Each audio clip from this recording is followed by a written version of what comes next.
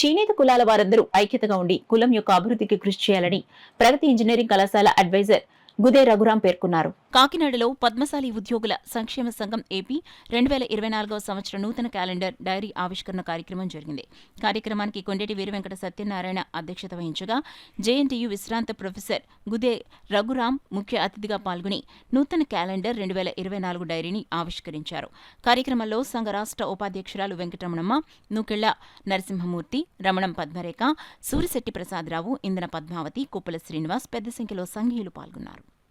పద్మశాలి ఉద్యోగుల సంక్షేమ సంఘం జిల్లా శాఖ కాకినాడ వారిచే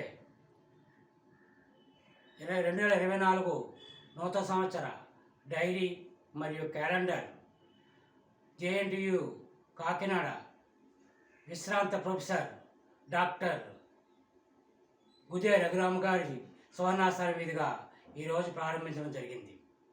వారు మాట్లాడుతూ పద్మశాలిలో చేనేత కులాలందరూ కూడా ఐక్యతగా ఉండి సమిష్టి కృషి చేసి పద్మశాలి కుల అభివృద్ధికి పాటుపడాలని తెలియజేసి పద్మశాలి సంక్షేమ సంఘం ద్వారా అనేక అభివృద్ధి కార్యక్రమాలు ఇప్పటివరకు చేస్తూ ఉన్నాం.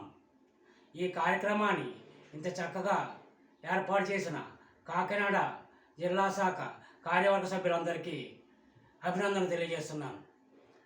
పద్మశాలి ఉద్యోగ సోదర సోదరీమణులందరికీ కూడా నూతన సంవత్సర మరియు సంక్రాంతి శుభాకాంక్షలు తెలియజేస్తా ఉన్నాను. జై పద్మశాలి.